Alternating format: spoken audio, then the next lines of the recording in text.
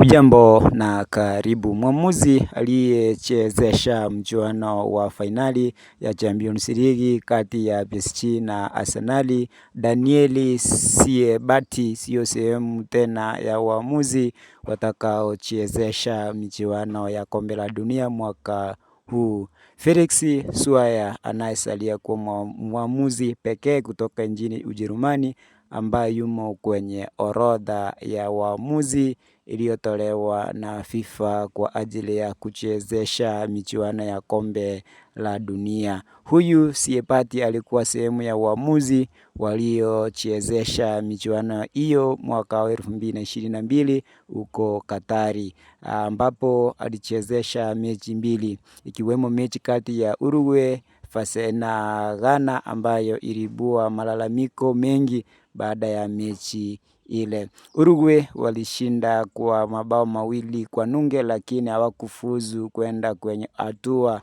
inayofuata baada ya Korea Kusini kuifunga Ureno, hivyo kufuzu kwa kundi D.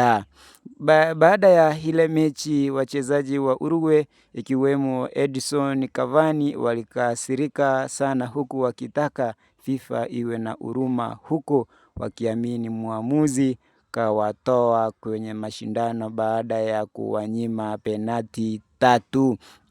Baada ya mchezo kuisha na Uruguay kutolewa kwa tofauti ya magoli,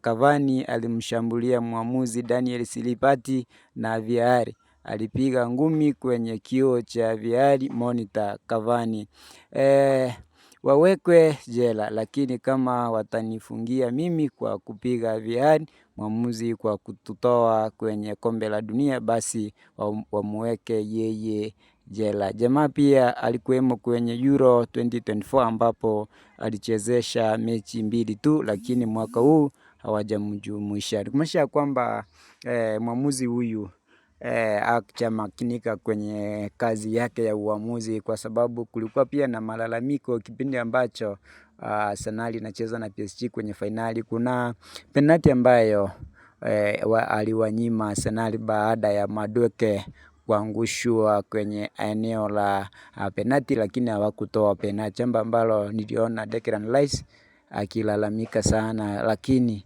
akaishia kumpatia Declan Rice kadi nyekundu, jambo ambalo lilionekana ya kwamba refu mwenyewe hakuwahi makinika kwenye michezo yake, ndio maana ametemwa nje, kutokuwa miongoni mwa waamuzi ambao watachezesha michuano ya kombe la dunia.